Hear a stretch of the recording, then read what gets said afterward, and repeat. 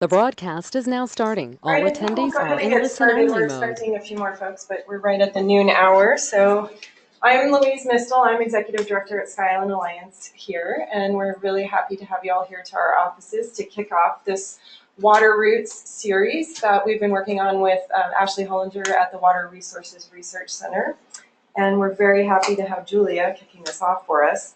So we're doing a speaker series over the next month or so, focusing on people's values around water, thinking about our water future, and trying to create a dialogue around celebrating our water sources here in Southern Arizona. So I hope you'll join us. This was the first talk we have scheduled. We now have confirmed a second talk, which will be given by Sammy Hammer, who's walking in right now.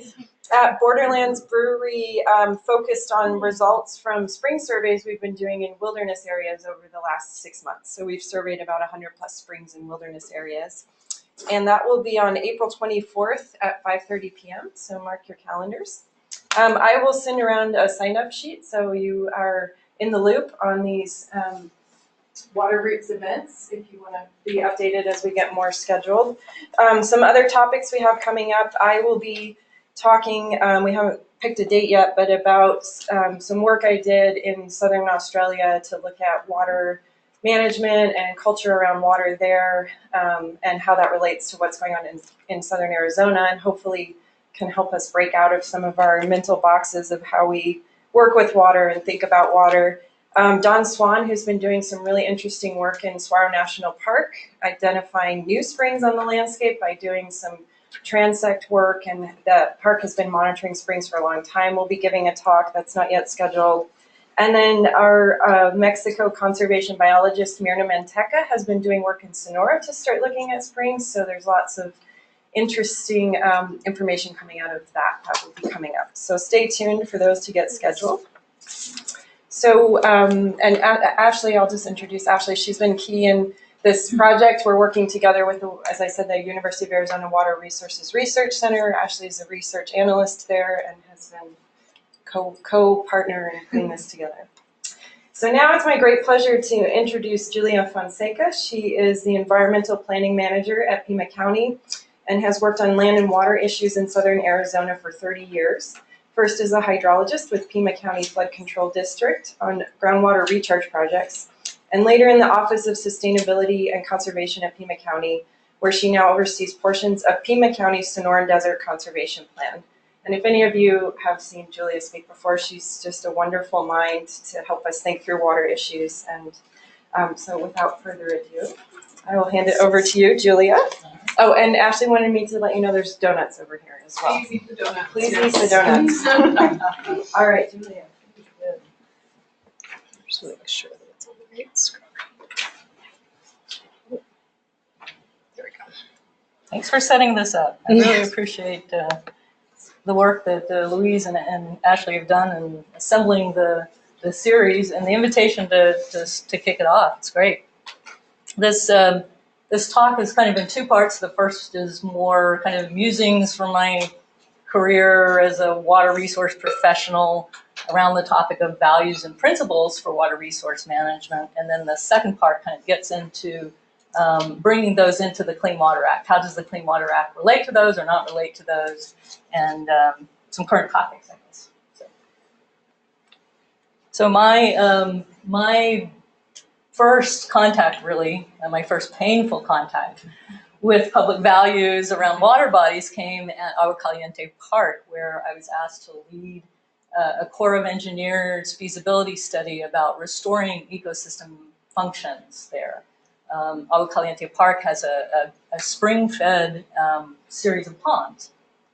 And over the years, native species have gone missing. They no longer find it suitable habitat, and there have been a lot of change in the plant communities and so forth. So our effort was a study to look at how we could restore those values. And when we got to the, this was something that occurred under the NEPA framework, right? So we had to have alternatives, and we had public meetings. And as part of that, our proposal was to change the configuration of this water body, to line it and to to make it smaller and then to have cienagas off in other areas that would support native species. And the painful part of it for me as a project manager was coming to realize how incredibly important this water body is to people, as it is for its spiritual and aesthetic and mental health values. When we had the public meetings, there were hundreds of people who came and said, "It's not broke, don't fix it. We don't need you. We like it just the way it is," and that it's the impression that I got of it was that it's incredibly important to the mental health of people who live in a rapidly urbanizing area. And so as a consequence of that public input, we backed off. We didn't do that project. And I take it as, my learning experience was really about don't discount things as they are, especially when it comes to sort of the spiritual values or aesthetic values, which, as scientists, you get kind of locked in, speaking of locked into boxes. So lately I've been talking to professionals such as the Arizona Hydrologic Society about their principles for water resource management. As if the accumulated years of knowledge represented in the professional hydrology community, what principles do you have to offer to society about how to manage water resources? And this is the aphorism that is on the fundraising cup, if you will, for the Arizona Hydrologic Society. When the well's dry, we know the worth of water. And this was Ben Franklin's aphorism.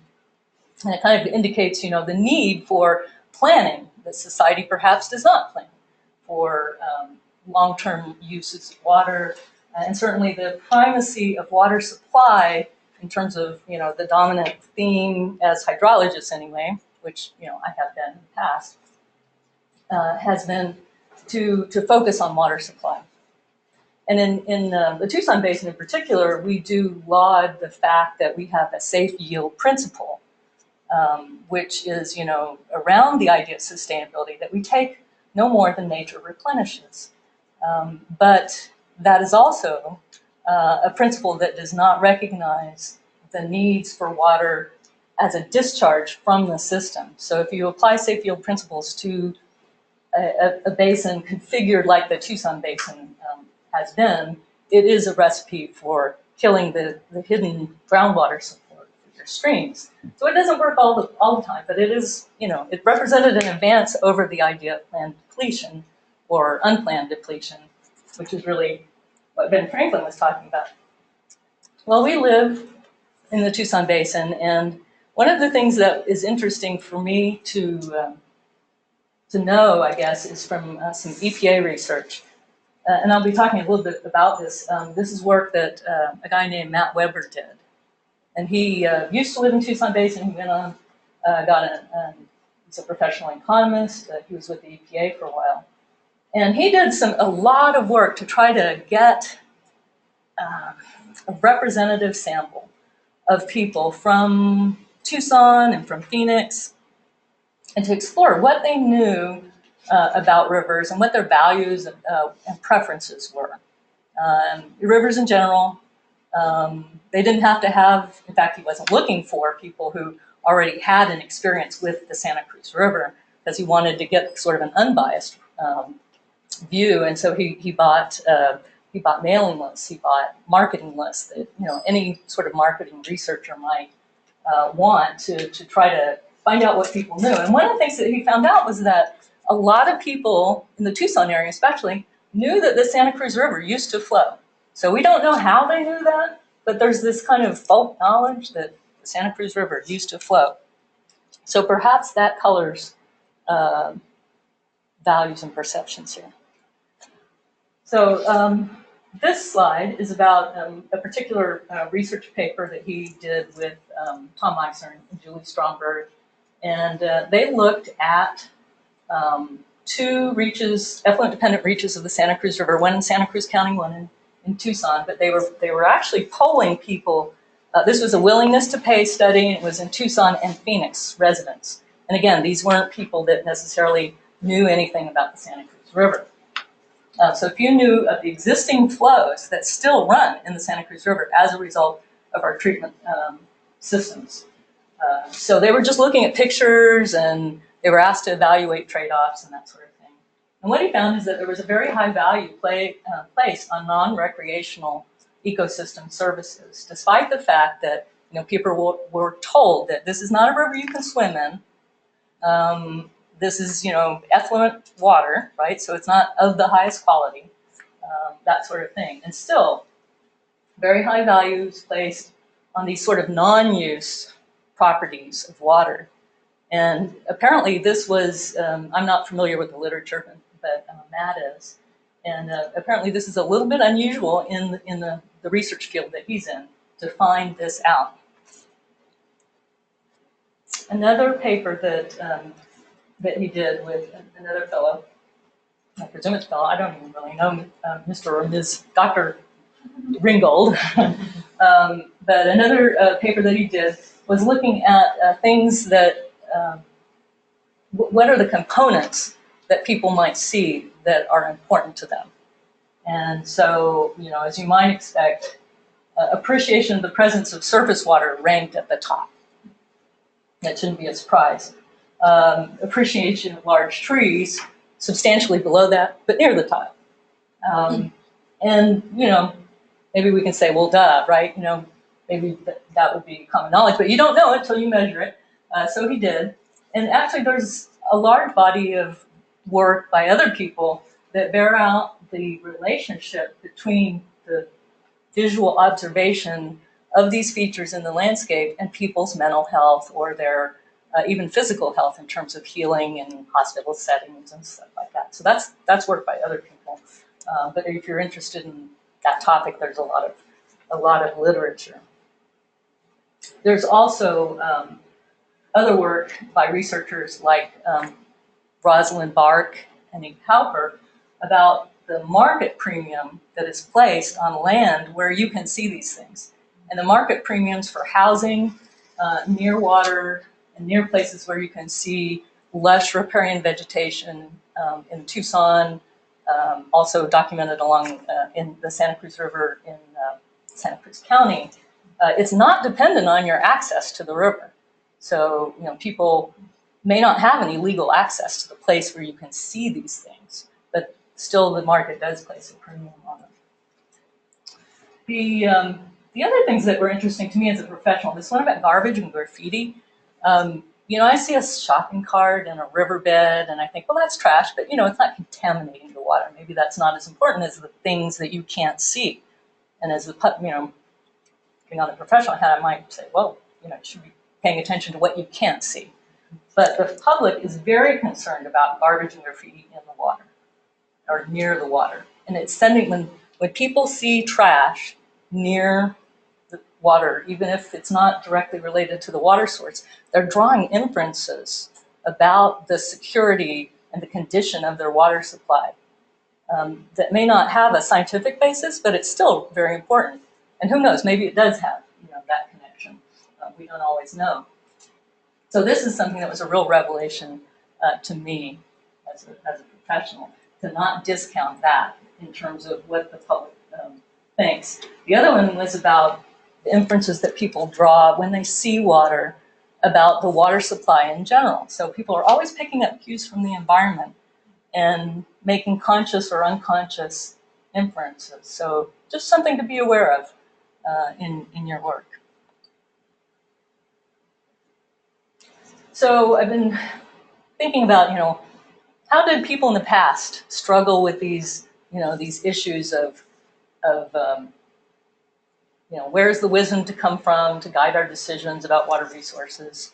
And Luna Leopold, he was the first chief hydrologist of the U.S. Geological Survey. He was certainly a person who struggled with this. He was asked to set up the nation's program for monitoring the health of our waters. And he said, if you look at that, look at the water, and it tells you how we live upon the land. And he was uniquely poised to have that insight. His father was Aldo Leopold, who wrote Santa County Almanac, who invented or was responsible for what we call the land ethic. And so his son, Luna, struggled with articulating a set of principles that might be similar to the land ethic, but around the water resource. And I must say he was not successful in bringing something into the profession, even though he did try. There are a number of talks that he gave to the American Society of Civil Engineers and others to talk about those issues, but it really didn't go anywhere at the time that he was talking, which was in the 50s and 60s. He reserved the word conservation for something that's very different than the way we think about water conservation today. He said that we should reserve our special consideration for those ethical and aesthetic values which cannot compete in a strictly economic world where everything must have dollar value. That's what he called conservation. It wasn't about saving water for the next use. It was more about this other idea. So now that might be called more like water protection or something. We don't really use that term in that way. So his father, Aldo Leopold, and his brother actually, Luna's brother, Starker, were instrumental in coming up with some principles that came out of crisis. The crisis that was the loss of America's wildlife, really common species in passenger pigeon, bison, etc. How to manage the wildlife resource of the nation. And this was something that was negotiated with people who were killing the animals, the hunters, especially the market hunters, sportsmen. It was basically a negotiation between the professionals who were developing the science of wildlife conservation and the user groups. And so in retrospect, we now call this the principles of North American wildlife conservation. And there's like a whole Wikipedia article, and the Arizona Game and Fish Department has a whole web page on this. It's widely accepted in the United States as the way to regulate wildlife. So these are some of the principles. And and the reason I'm going over these is not that this is the best set of principles for water resources, but it kind of illustrates that, we address wildlife conservation in a kind of a state-by-state and national framework, but we don't have something quite the same for water. And that there might be some commonalities, especially because so much of wildlife, especially in arid regions, depends on water, right? So wildlife is a public trust resource. It's not reduced to private ownership, and it's administered at the state levels, basically. Another part of this is that markets are not appropriate for game. This was the lesson from the turn of the last century, that markets didn't work as a means of allocating the resource. Instead, the allocation of wildlife is by law and rules, and these are developed at the state commission levels. The principle, wildlife is killed only for legitimate purposes. Obviously, there's still a lot of controversy about what the legitimate purposes should be, which wildlife should be subject to take of any kind. We're still having conversations about that. We're still having conversations about all of these, really, but at a lesser level, I guess I'd say. The principle that wildlife is an international resource, that one became the basis for a lot of the wildlife laws that we now have. That science is the tool for the discharge of policy. So in other words, when Arizona Game and Fish Department makes a decision about wildlife, that it's informed by the science of wildlife management. And that this third bullet, democracy of hunting, is really about the access that the governed have to the rules that are being made about how they can use the resource, right? So people can go to the Game and Fish Commission and petition them to take action, and they have a voice. Everybody has a voice about these things. So I've been looking for a similar set of principles, and shortly after I started looking for that, like within the next week, Sharon Bengal said, you know what? The American Water Resources Research Association has recently, just months ago, developed a set of principles, and they posted them on their webpage. These are for groundwater, they're not for surface water, but they look very similar in some regards. They're more specific, obviously, to the resource. So the idea that we shouldn't have a condition assessment that is at the state level about our groundwater resource, that we need to build partnerships with all of the user groups around the resource. that law should be aligned with science, almost the same principles in the other one. That we should maintain or work towards the sustainability of the resource, that makes sense, and respect the ecosystem and functions. Engaging the stakeholders in governance, very, very similar. And then protecting the groundwater resource against pollution and subsidence. So similar, not exactly the same, shouldn't be the same, you know, it's a different kind of resource. But there's a connection between the two, I think, that you can see. By the way, stop me here. I mean, I'm sure people have questions and may want to make your own points about some of this stuff. I don't have to. Yes? I just want to go back to the first remarks you made. I was just curious as to how the mental, the spiritual aspects were expressed during those conversations. I mean, people would, I can imagine Crying? Recreation. What? Crying, you know, angry letters to the editor.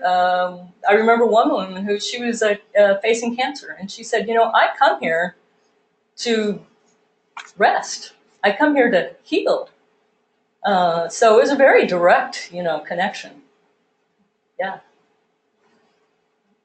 I've never forgotten, you know, the input that I received, you know. People spoke out in the public meetings in that way as well? Yes, yes, yes, yes. These were, right. Absolutely.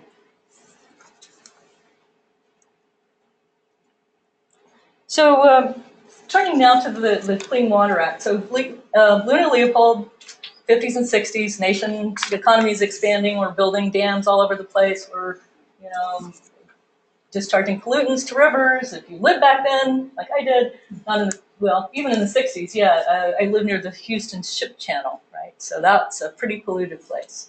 I've been back and it looks a lot better, and the reason is the Clean Water Act.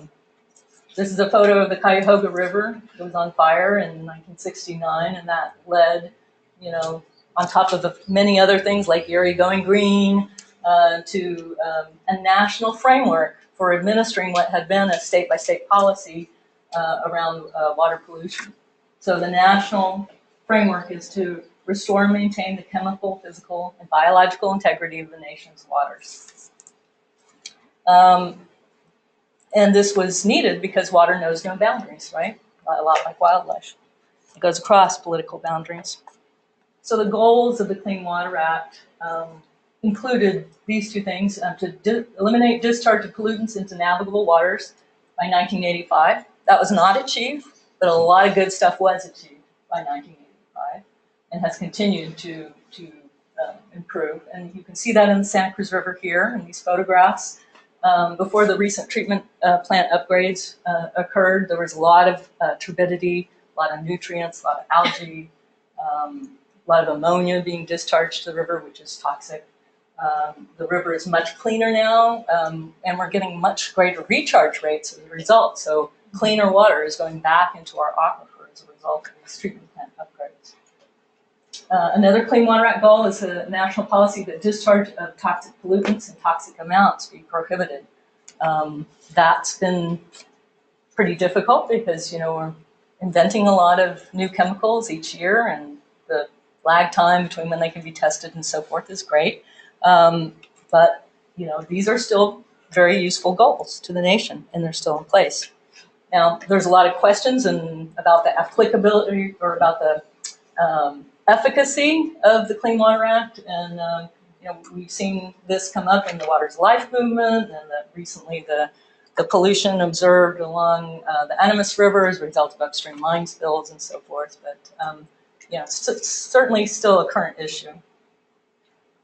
That's a little out of place, I guess. I'll come back to that. So in the Clean Water Act, uses are the things, not values, but really uses matter. Uses help shape the standards for the nation's waters.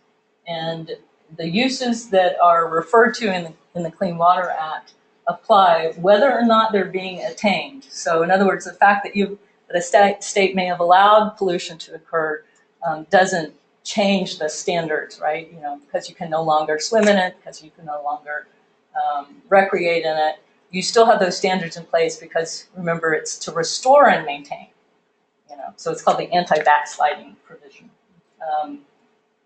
And the intention is to protect aquatic life, terrestrial wildlife, recreation. These are uses in addition to the traditional, domestic water supply, full body contact, kind of thing. The standards that are put in place at the state level need to protect downstream waters. So, you have to consider the effect on connected portions of the system.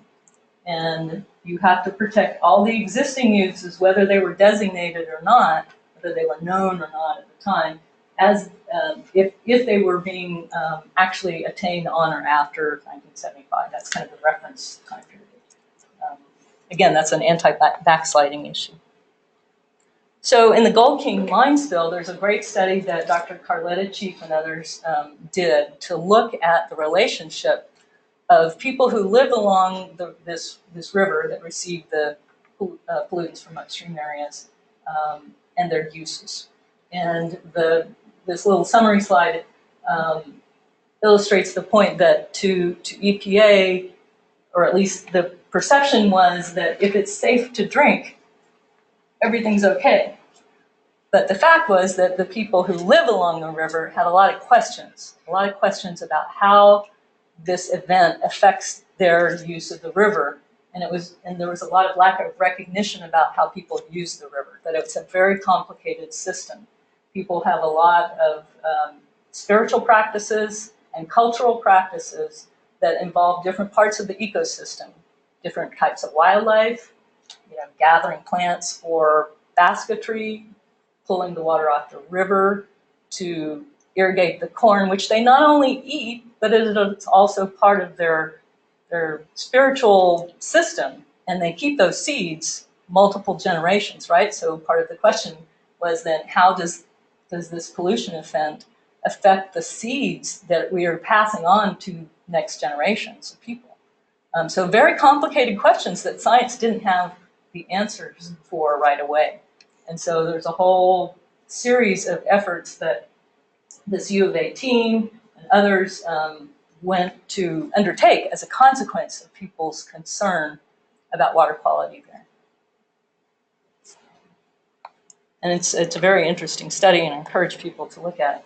So I wanted folks here to know that there is a process coming up that's called the Triennial Review of State Water Quality Standards. And it's an opportunity for people in our state to provide input under the Clean Water Act about what you value.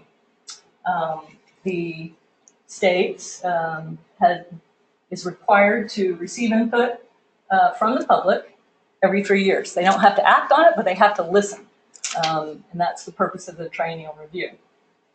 The other purposes for this particular event, which has received like an exemption from the governor's rulemaking moratorium, there's a desire not to proliferate, more regulation. But this particular effort has an exemption, in part to help clean up problem areas in Appendix B. Appendix B is the list of streams that are regulated by water quality standards in the state, and then to examine what is the appropriate application of Clean Water Act programs.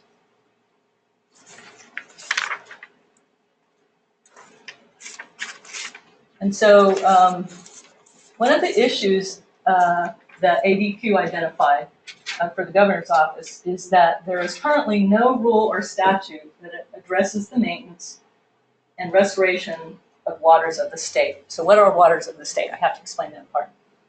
So this is their Venn diagram of the world that, that they live in, right? That we live in too. So you have, everything is waters of the state, but only certain things are regulated under the Clean Water Act. And what is regulated under the Clean Water Act is shrinking. It is shrinking as determinations are made by the U.S. Army Corps of Engineers about the legal scope of the Clean Water Act. And so there are a number of decisions that have been made in the state of Arizona that leave ADQ uncertain about where their regulatory powers are, really, because, again, their regulatory program is under the Clean Water Act. So if the Clean Water Act shrinks, if the scope of that shrinks, then the scope of the program shrinks, right? So ADQ identified this gap, if you will, And there is an aim, I understand, to develop a Waters of the State program to protect those uses for water bodies that are not considered waters of the U.S. anymore. However, I have not heard anything about the program yet. I've been serving on the, I guess you call them the stakeholders groups. There's a series of 3 kind of closed door stakeholder groups that have been assembled to provide input to the departments before they propose this new rule. And what I'm hearing is that there won't be a Waters of the State program proposed. So there may be streams that were regulated that will not be regulated in the future if this occurs.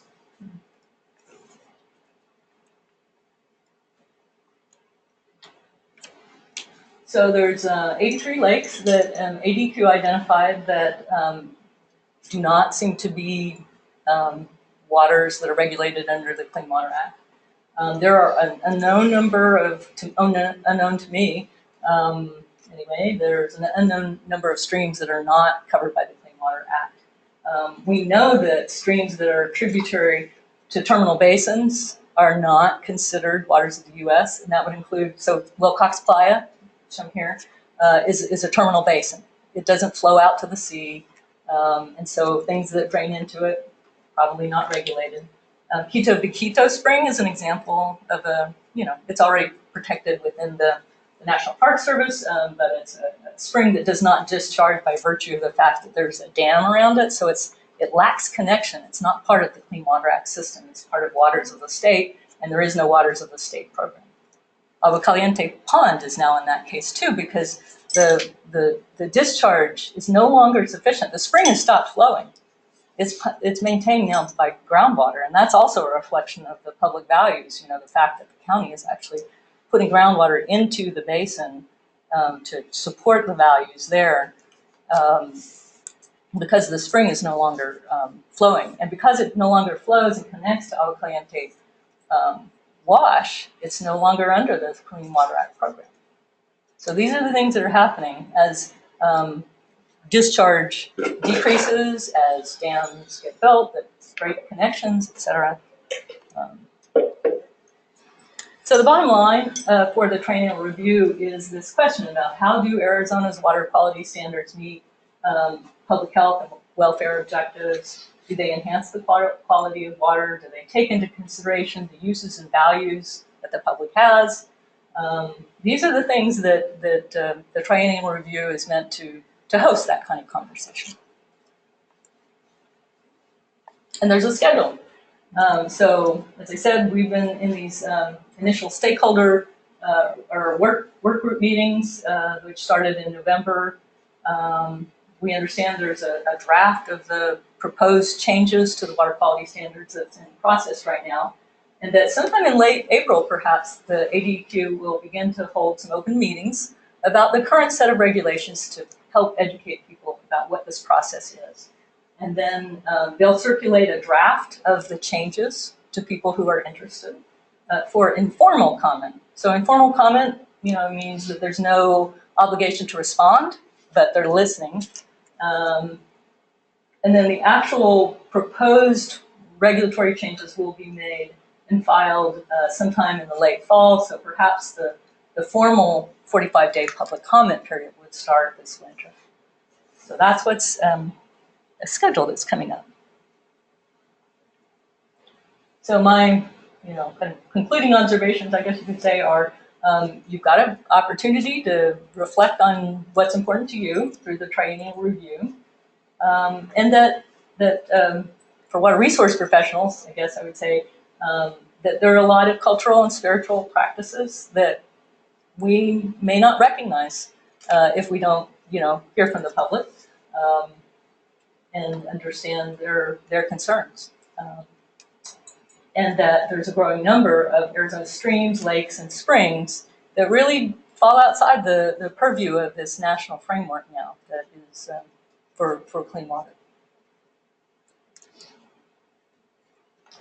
So this is your opportunity to say, comments that you have, reflections of your own. I know some of you have a lot of experience out there and personal experience with people and their values.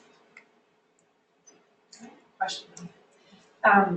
So you're talking with the Clean Water Act about this anti-backsliding provision around cleanliness, but there's this issue of drying. And I'm just so curious about what, if there's opportunity around. That's one I skipped, yeah. Yeah. It's a real conundrum. Yeah.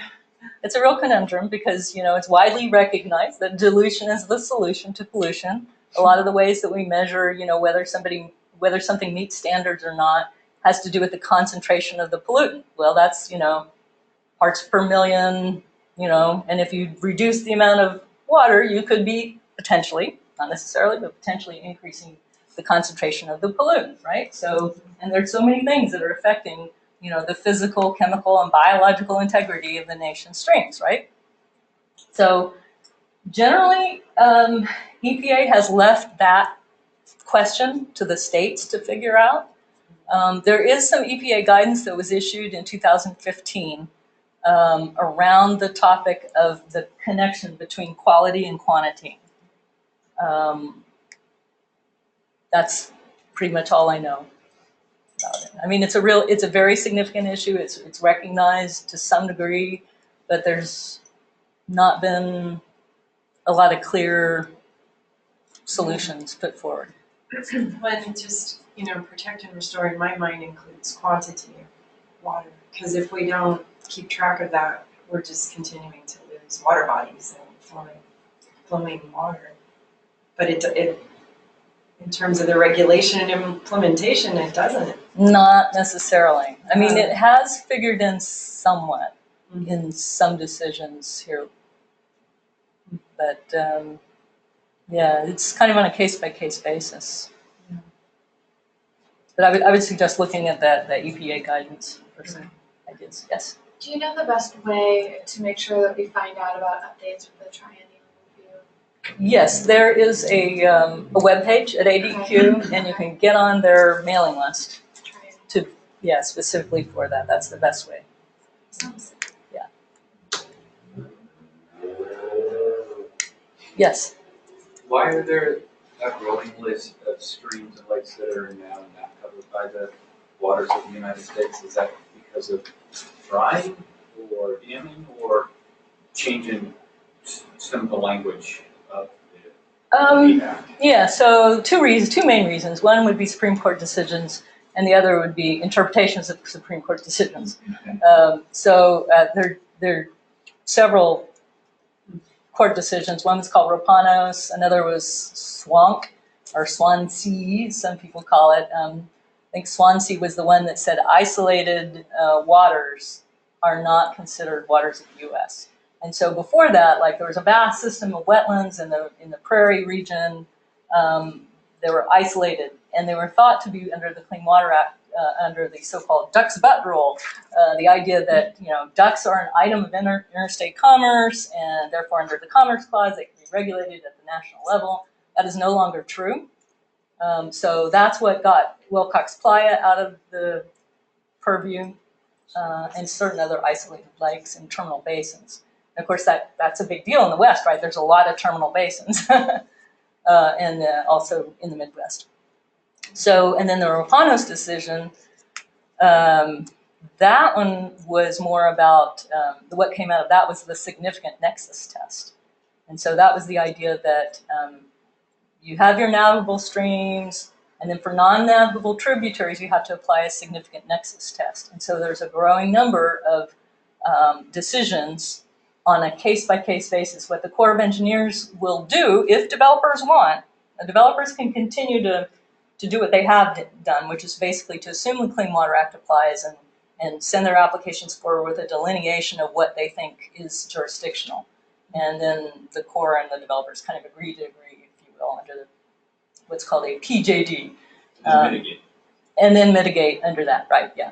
So, but there's now another thing called the approved jurisdictional determination. And so that means you force the Corps to say legally what is actually regulated under the Clean Water Act. And it takes longer in some cases. But if they decide that there is no significant nexus, then you will never be regulated again. So, in that case, there's a great, incentive, to pursue these now. Now that there's some clear guidance, it took a number of years from the Rapanos decision to now to actually get a kind of a workable methodology. So now it's down to a 6-page form, and the two things that matter the most are the distance to the traditional navigable water, which in our case is the Santa Cruz River, or parts of the Gila River if you're further north. And then the ratio of the watershed that's affected to the watershed area at the downstream point. There's no hydrologic model that's done to look at significant nexus. So there could be like all kinds of groundwater stuff going on that just gets ignored. Like with there could be a significant nexus ecologically or something, but this system might miss it. Yeah, if you don't look at other sources of information, right? So the question is, how much information is reviewed, and pretty much what I see so far is that these decisions, and by the way, they're on the internet. You can look up the decisions yourself on a case-by-case basis. They're organized by watershed, so Santa Cruz versus San Pedro, et cetera. And I don't see a lot of information being used in those, even though there might be. I know of watershed models that exist, but the Corps isn't compelled to go out and do a literature review. They look at what's given to them. They don't have to go out and do a literature review of what's actually out there in terms of existing information, at least as far as I understand.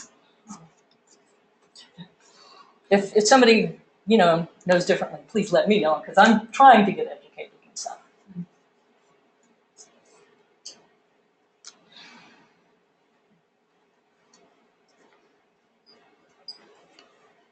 Any other questions? Chuck, you're smiling. No. I'm just thinking about some of the things, like a lot of the urban lakes are left out of waters of the U.S. because they're fed by canals, which in most canals aren't waters of the U.S. So, yeah, there's a as you mentioned, a whole realm of these waters that aren't regulated. It'll be actually interesting to see sort of what enthusiasm Arizona has for actually developing their own waters of the state program right now, considering kind of the national sort of feelings about this. Right. So Arizona does have authority to develop its own program independent of the Clean Water Act, and it would be under the state's aquifer authority, aquifer regulation authority.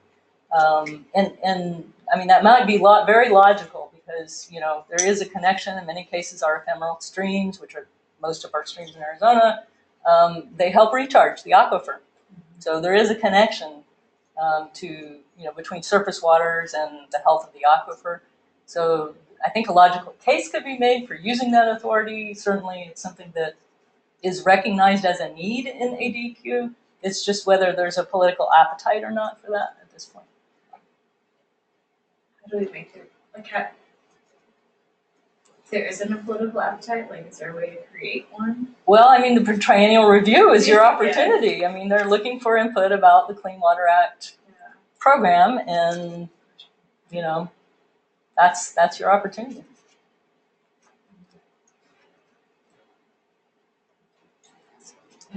Any words of wisdom for us as we proceed with this water grid series? And I forgot to mention it before, but a part of this series is collecting photos from people and words about how they value water. So we'll be putting that together, which we could certainly submit as comments to the triennial review. Yeah, and that reminds me. So ADQ, I brought a copy of the webpage, but if you go looking, there's something called Arizona Water Watch, where you can basically use a phone to take pictures of waters and their conditions and send them to ADQ.